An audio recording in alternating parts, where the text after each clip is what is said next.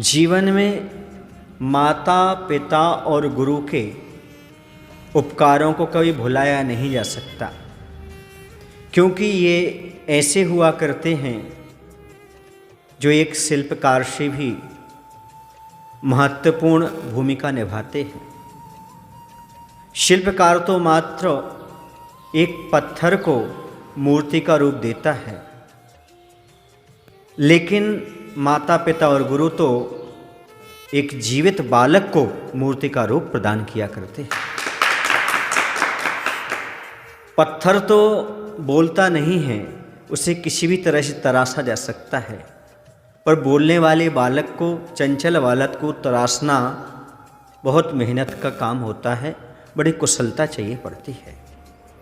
कभी कभी ऐसा लगता है कि माता पिता और गुरु हमें क्यों डांटते हैं।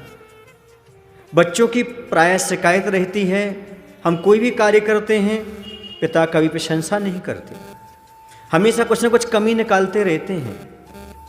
तो क्या आप पिता को दुश्मन मान रहे हैं या पिता आपका अहित चाह रहे हैं? याद रखो, पिता आपके थोड़े बहुत सुख में बाधक हो सकते हैं, पर आपके जीवन के हित में कभी बाधक नहीं होते। वो हमेशा आपका हित ही चाहते हैं। ऐसी ही एक कहानी है। भारत देश के अंतर्गत राजस्थान प्रांत में एक मूर्तिकार रहता था, जिसका नाम था साहिल। उसका बेटा था माहिर। उसकी बनाई हुई मूर्तियां दूर दूर तक प्रसिद्ध थीं। उसने अपने बेटों को भी मूर्तिकला सिखाई थी और माहिर वास्तव में मूर्ति बनाने में माहिर हो गया था। वह भी अपने पिता के समान परिश्रमी और कल्पनाशील था। जल्दी ही वह इस कला में पारंगत हो गया और सुंदर से सुंदर मूर्तियां बनाने लगा। पर जो मूर्तिकार थे, अपने पुत्र द्वारा बनाई गई मूर्तियों में कोई ना कोई कमी निकाल देते थे। इस तरह लगभग 12 वर्ष बीत गए, तब भी वह कमी ही निकालते रहे। इस बार उस बालक ने सोचा कि हमारे पिताजी हर बार हमारी बनाई हुई मूर्ति में कमी निकालते हैं, बाकी देश विदेश के सभी लोग उसकी प्रशंसा करते रहते हैं। एक बार उसने परीक्षा करने के लिए अपने मित्र को बुलाया। उससे कहा, उसका नाम काहिल था। उस मित्र से कहा, भाई ये मूर्ति मैंने बनाकर तैयार की है, पिताजी के सामने ले जाओ। पिताजी के सामने रखी गई। पिताजी ने भूरी भूरी प्रशंसा की। बोले, पुत्र तूने बहुत अच्छी मूर्ति बनाई है। वह छिप करके सुन रहा था। उसने कहा, पिताजी ये मूर्ति हमारे दोस्त ने नहीं, हमने बनाई है। आज तक आप निंदा करते रहे, आज हमें समझ में आ गया, आप मात्र हमारी बनाई मूर्ति की कमी निकालते हैं। यही मैंने मूर्ति बनाई, लेकिन इसके हाथ भेजी तो आपने प्रशंसा कर दी।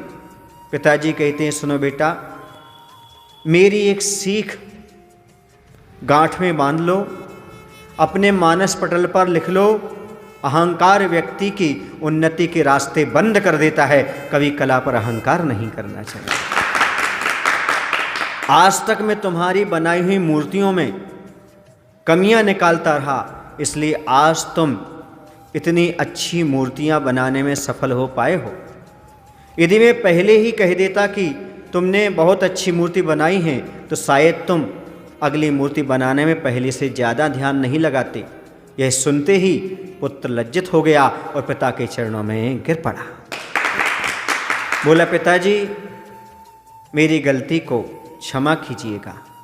बंधुओं, कहने का तात्पर्य है कि हमारे जीवन में हमें लगता है माता पिता और गुरु हमें डांट रहे हैं या कमी दिखा रहे हैं। हकीकत तो ये है, वो हमें संसार में सबसे अच्छा इंसान बनाने की कोशिश कर रहे हैं। और माता पिता वही हैं जो अपने बच्चों की मुख पर प्रशंसा नहीं करते, बल्कि पीठ पीछे प्रशंसा करते हैं। मुख पर तो डांटते हैं, वरना बच्चे और शिष्य बिगड़ जाते हैं। इसलिए बच्चों और शिष्यों को मुख पर प्रशंसा नहीं की जाती, उनके पीठ पीछे प्रशंसा की जाती है। और सामने तो उनको डांटा जाता है ताकि उनके जीवन में और विकास हो, उन्नति का स्रोत बढ़ता चला जाए। इस कहानी शिक्षा मिलती है कला के क्षेत्र में पूर्णता की कोई स्थिति नहीं होती, उत्तरोत्तर सुधार से ही श्रेष्ठता प्राप्त की जा सकती है। और दूसरी शिक्षा यही मिलती है, माता पिता गुरु कभी हमारा अहित नहीं चाहते, हमेशा हित ही चाहते। बोले महावीर भगवान की जय। आचार्य गुरु विद्यासागर जी महाराज की।